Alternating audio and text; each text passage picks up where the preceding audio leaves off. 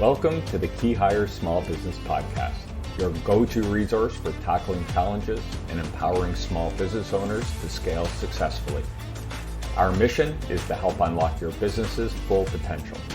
My name's Corey Harlock, and I'll be your host. Welcome to episode 3, season 2 of the Key Hire Small Business Podcast. Now, a lot of the business owners I work with are always running at the red line. People are always trying to get a piece of them. They never seem to have enough time for business, never have enough time for family. They never have enough time to develop their people, to develop their business. And what if I told you there was a way you could do less and get better results? We're going to talk about that today. But before we do that, I got to address this thing here.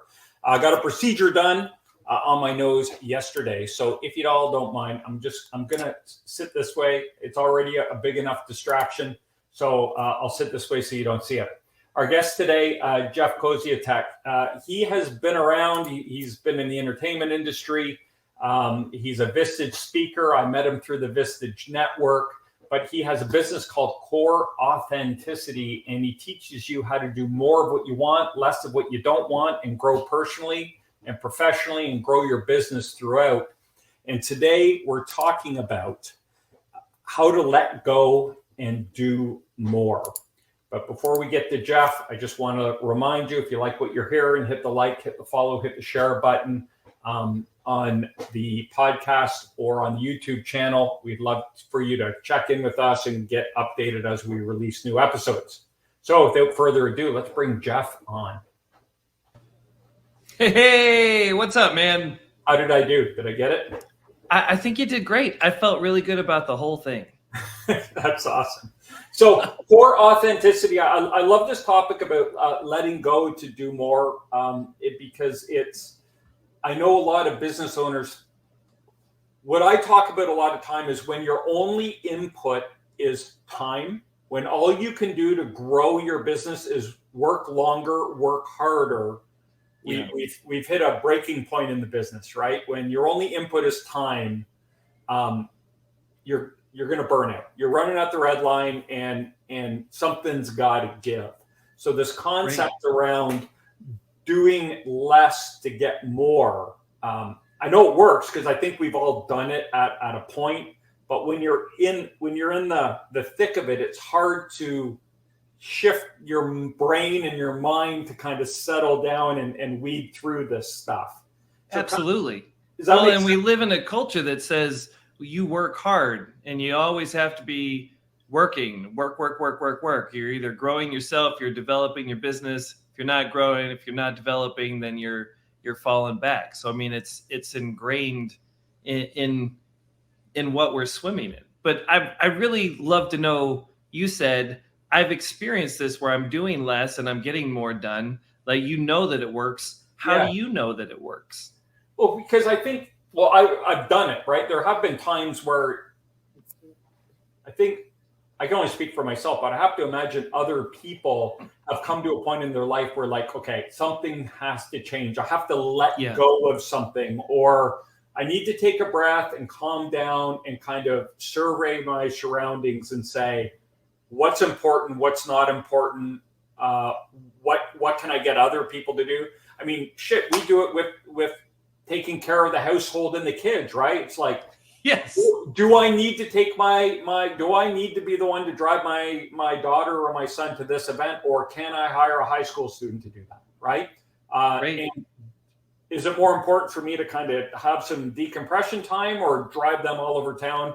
My joke is, after I finish working with Key Hire, I start my Uber shift every night, right? And drive people around.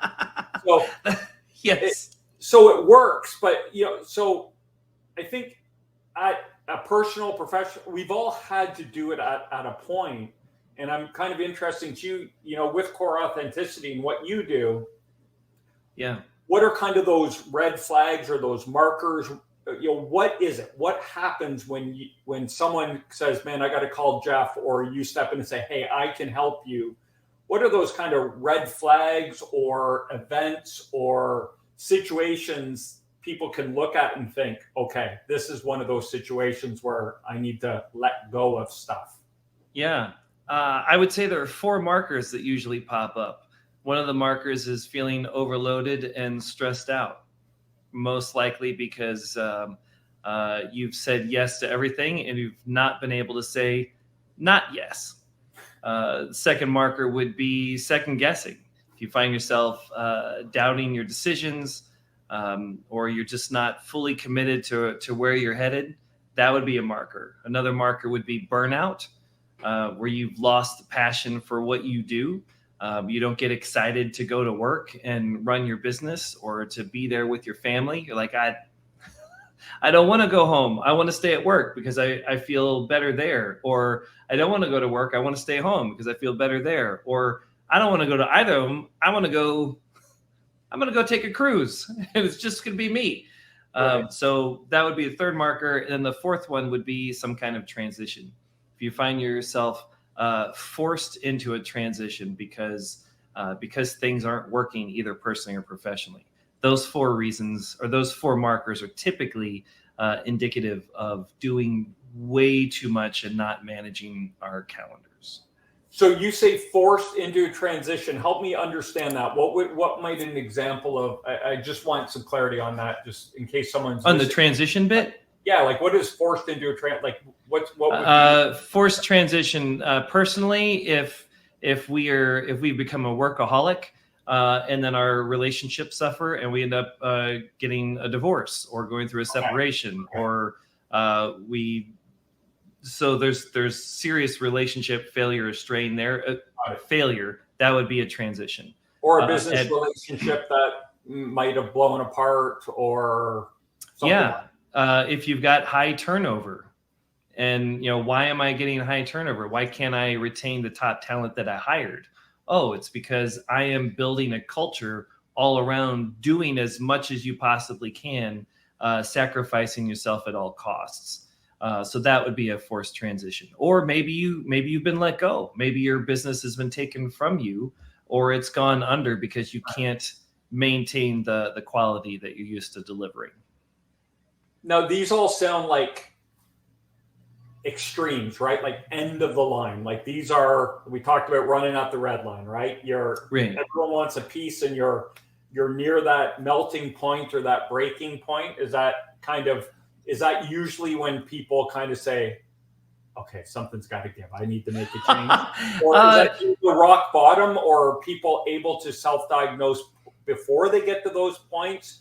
I guess what I'm curious to know is if someone's listening saying that feels like me, but it's not there yet. I haven't hit that wall. I haven't hit rock bottom in one of those categories. How might someone kind of self-diagnose and say, I need to take action before? I would say the answer to that question is yes, and. I'm a big theater improv guy, so we're going to totally go yes, and. When people hit rock bottom and they're forced to make a decision, either I'm going to stay down here, I'm going to pick myself up and try something different. That's usually when people get motivated, although it doesn't have to be. If you feel yourself feeling overwhelmed and overloaded with stuff, if you start to recognize, if your awareness is high enough where you're aware of that, you recognize that in you, you don't have to write it all the way out to the end. You can make a change now. If you're second guessing your decisions, or if you're doubting or you're making a decision and then hoping for the best, that is not a fixed setting. You can change that. You can feel confident about your choices before you make them. And if you're starting to feel burned out and the passion is going down, you can make a choice now. Oftentimes people will wait until the pain is so bad that they have to make a choice, or they see the pleasure as so amazing. Hey, let's make the choice now before we get to that rock bottom. So it's a yes and. People are usually more motivated by fear than joy, right? So they can be. Yeah. But we don't have to just use fear. I know, but it's usually when if it's okay, it's usually hard to make a change. Right, because it's the status quo. We're like, well, it's not that bad. Right. I don't think I need to put in the investment. But I have to tell you, as a guy that burned himself out, that was constantly dealing with self-doubt, that was feeling very overloaded with a crazy work schedule, and was putting on strain on my marriage that I was not aware of. Facing this stuff and making the change can have deliver massive ROI. Don't wait. Do it now. Act now. Buy it in 3 easy installments or something. I agree. So let's talk about letting go. What I kind of want to put some definitions around that, or when you're thinking, okay, this sounds like me. Maybe it's time to kind of consider this stuff.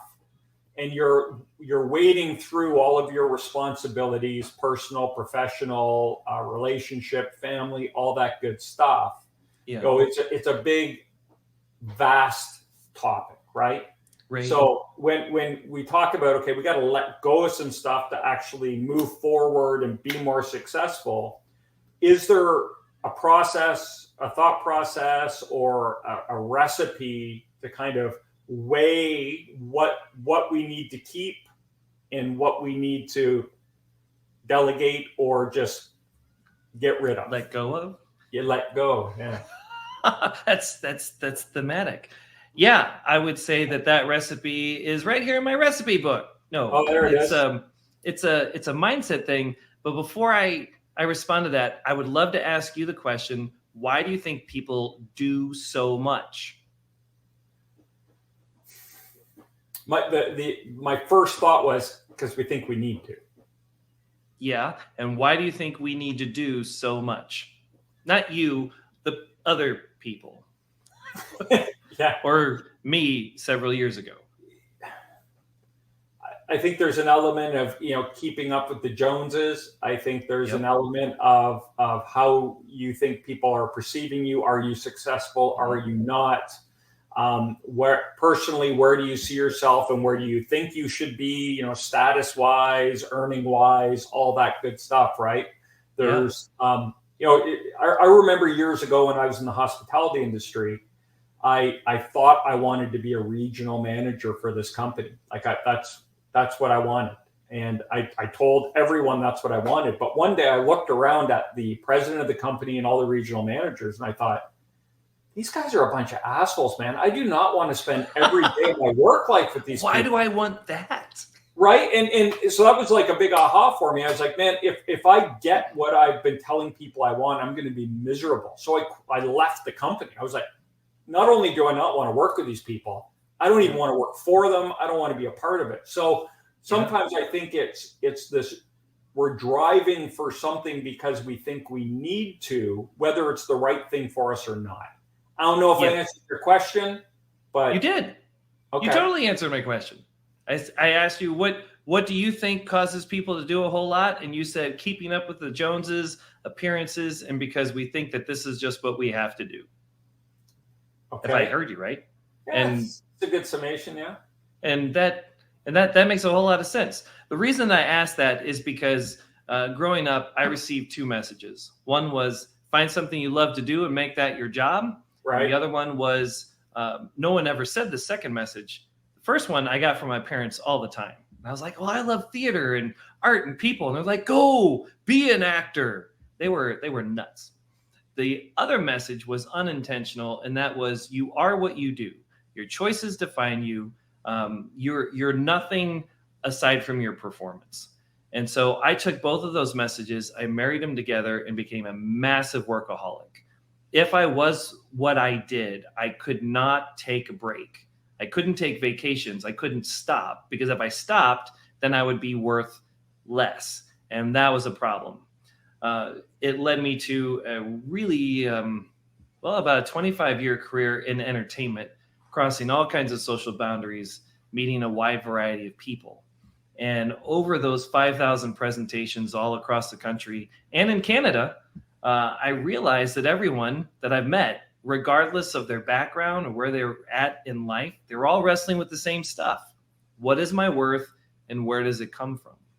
And I think most people feel like they are worth less in and of themselves. They don't use the word worthless, but they're lacking something. They're coming at this from a scarcity mindset, and they're looking to get more to prove themselves. in something outside of who they are. And they usually look for it in one of 5 places. They look for it in their performance, their property, their appearance, their circumstances, or their relationships. If they can get it in what they do, then they'll be significant and they'll have the status you were talking about. Sure. If they get it in their appearance, then they're keeping up with the Joneses, whether it's digitally or physically. They're keeping up in relationships, all of that, right? Even with the property bit. My house is bigger than your house. My car is, right? Yeah. And when we're doing that, unfortunately, it puts us in this place of it's never going to be enough. And whatever we get is going to eventually run out. We have to protect and hoard what we've got. We can't be generous with it. And we have to constantly get more. This leads to this culture of always doing, do more, do more, do more, do more. And then we're just stuck in that rat race. But that's a mindset. It's a mindset that says, I'm missing something and I can go get it through my performance, my property, appearance, circumstances, or relationships. The flip to that, the mindset shift, is to recognize that we have worth, that we have significance that is intrinsic, not tied to any of this other stuff out here. If we're standing on that, if we use that kind of a mindset, and in my coaching, I refer to this as the champion mindset, then we're fully present. We're not reaching. We don't have to keep doing. We can take breaks. We can take care of ourselves so that we can take care of the people that we're leading and serving. It flips the switch. Now we can say just because we can do something doesn't mean that we should.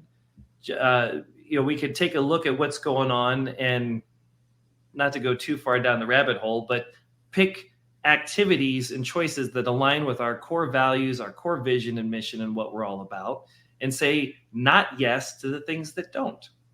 It's mindset. Mindset is the recipe.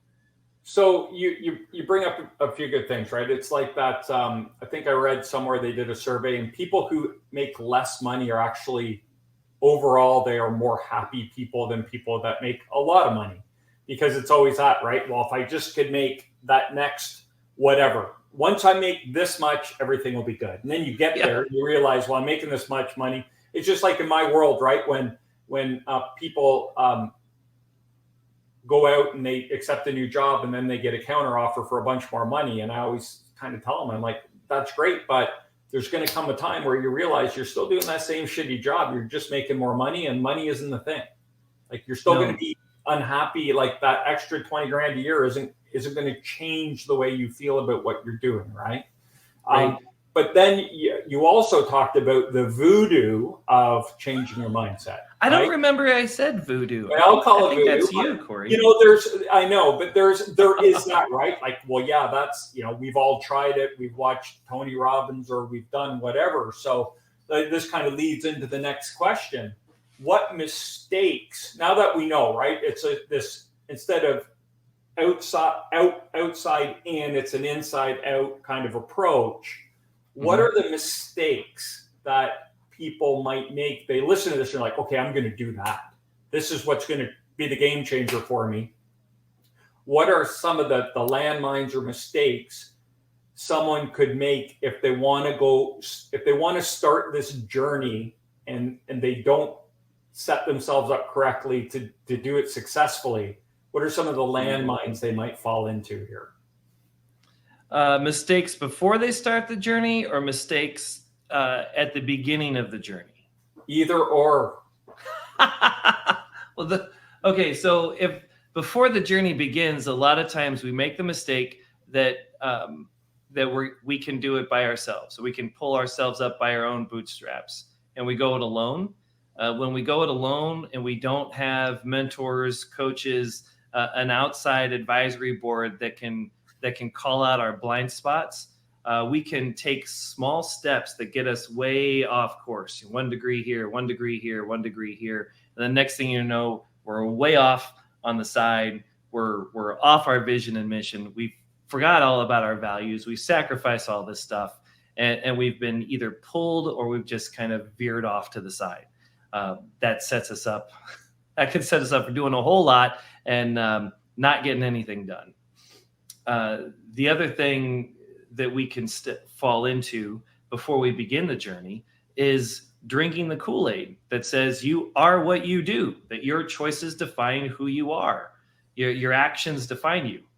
Corey, no, it's not it. It's not it. Your behavior comes from you, but does not define you.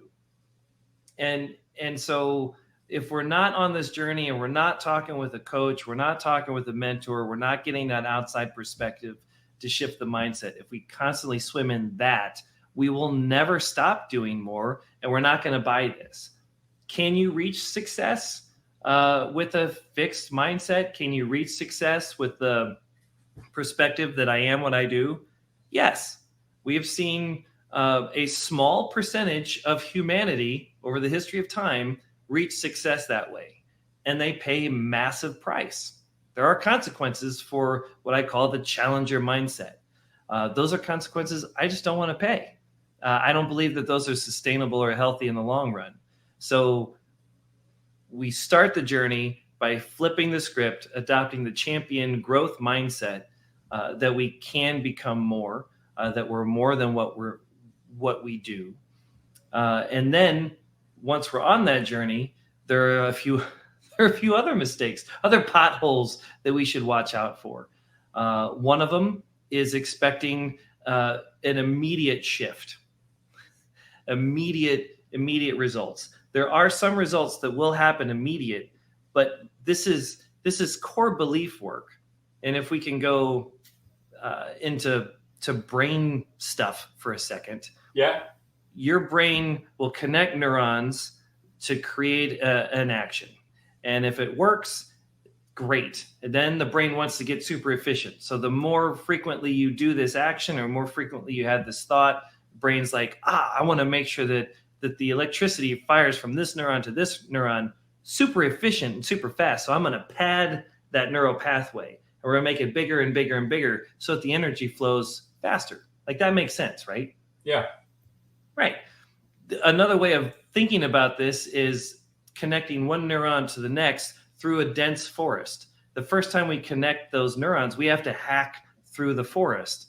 And then we have this little dirt path. And then if we do it again, then maybe we hack some more. Now it's a wider path.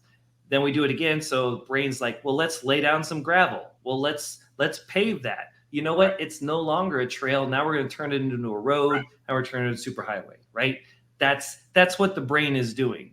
And when we make that new stuff is so hard, and creating new habits is so hard.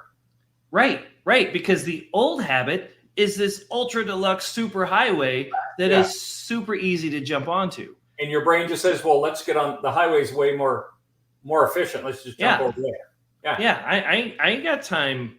I got time for this other thing. Yeah. But when you start to create the new pathway, now you're starting over again. You're hacking through the forest. You got the dirt path, the rocks, all of that. So it takes some time. But the great thing about neuroplasticity is that the more you go down a new path, the old path will start to shrink. So the brain's like, we don't have to maintain the highway. Right. We can take some of the lanes off. So as we go down this pathway, it can be easy to forget that we are blazing a new trail and shrinking the old one. And so when we fall back into the old behavior, we might think that the new behavior doesn't work, or it's frou-frou, or it's really not going to get us where we want to go, and we give up too soon. Or it's hard, right? I mean, there's a reason why we don't do the hard, because the easy is so easy, and it's worked for so long. Right. If you're listening to the podcast, I just used air quotes. It worked, right? And so we hold on to that and keep telling ourselves it'll work eventually. I just have to hit it harder. Right. And harder. More time, right? Put more time, work harder, and work more hours and work harder, and everything will be okay. And that goes back to when your only input is time, you got a problem, right? So So what I heard you say is you need to build your team. Yes. Advisors, your board, your council, whatever you want to call it, to help you work through this. Now, how do you utilize these people? So I've said, okay, I got a problem. I need to make a change. I don't want to make the mistake of like self-implementing here. I want to do this correctly. And so I'm going to build a team. What is this team of consultants or whatever we want to call them, how big does it need to be? Can it be one person? Should it be 2 or 3? Is there a recipe to building the right group of people to help you transition? Well, I'm glad you asked, Corey. Let me go back to my recipe book, Blueprint for Value, right over here on Habit 26, Fellowship. I outlined the 4 people that you should have on your team, or the 4 positions. I just want to be transparent here. I haven't even read your book. What? That's fine. You were supposed to send me a copy, to be honest with you. But anyway, well, for another day. Did the copy not come through? I don't believe it did. Oh my gosh. Anyway. All right. Well, we'll fix that. This is how in tune we are, though. So the 4 people you need to put on your team. Right. I know I said people originally, but position is a better description, because you've got mentors, cheerleaders, givers, and connectors. Those are the 4 types of people that you want to surround yourself. I noticed there are no takers on the team. No. Okay, good. No. Those you want to trade away or just let go or set back down to the minors, right? You want mentors, cheerleaders, givers, and connectors. The 2 positions that are non-negotiable for growth, especially on this journey, are the cheerleaders and the mentors. Okay. You always want at least one of each on your team. Can one person fulfill multiple positions? Yes. And it is ideal if you have at least one in each of those positions, a separate person. It's okay, and I highly encourage people to have more than one mentor, more than one cheerleader. But if you ever find yourself without a cheerleader or a mentor, if you've got a hole on your team, you should fill that incredibly fast. The givers and connectors are very important, but they're not as crucial as the cheerleader and the mentor. The mentor is going to disrupt. The mentor is going to ask questions, challenge. The mentor is going to have a different set of blind spots than you, because they've had a different life experience. Right. So they're able to see your blind spots and call that out in a non-judgmental way, right? We're not judging the blind spot, call it out, and then empower you to figure out your next step forward. The cheerleader is going to be there to speak into your life, to encourage you, to affirm you, not in a blind way. They're going to be aware of reality, but because they believe in you, the human being, they're going to encourage you when the going gets tough. And as you pointed out, it's going to be hard. It's going to get tough. So we need people outside of the voice in our head that will encourage us through those tough times, so we don't give up too soon. I'm sorry, go ahead. I was going to say, it sounds like the cheerleader might be a personal relationship, a family member, a spouse, or something like that, or am I off on that? It can, and I think a spouse or a family member that is a cheerleader is great. And I also think that if you've got a cheerleader that is not connected to the results of your work, of your effort, I think those cheerleaders can be incredibly powerful, because you don't immediately dismiss it and say, oh, well, you're just saying that because you're my spouse, or you're just saying that because you're my parent. If it's somebody that's totally unconnected, disconnected, not connected to what you do, then we're more likely to receive that information as real and legit, and less likely to dismiss it. So I'm a small business owner, and I'm thinking, okay, I want to build this brain trust, this group, this team of 4. Are any of these people, obviously the coach is an outside entity, I get that. But if can anyone inside the business fulfill any of these other roles? With inside the business, you can have connectors. So where the cheerleader affirms and encourages you, the connector will be an advocate and affirm and encourage you outside. So the connector will introduce you to opportunities and people that you didn't know you needed to know.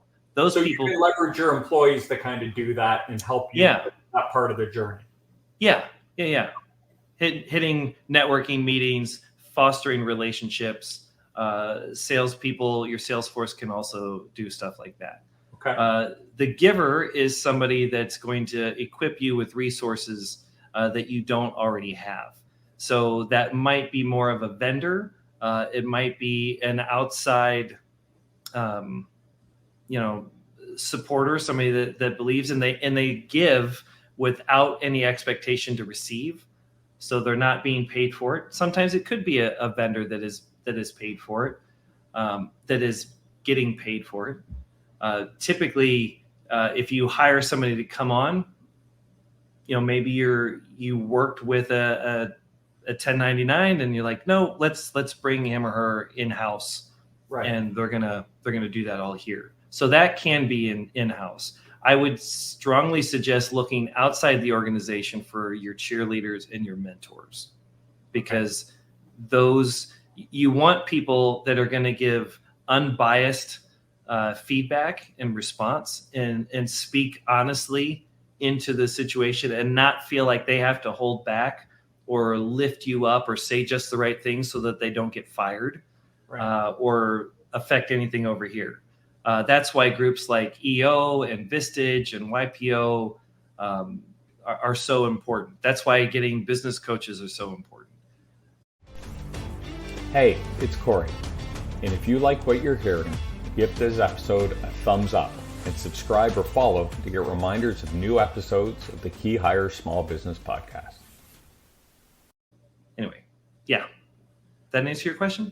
Yeah, perfectly. Yes. So the last question we always like to ask. So, we're going to get your information up on the screen and we'll get your book up there. But other than reaching out to you and reading your book, what are the first few steps a business owner could take if they're listening to this and saying, hey, this resonates with me. This sounds like me. I think I'm on that path. I'm feeling burnt out.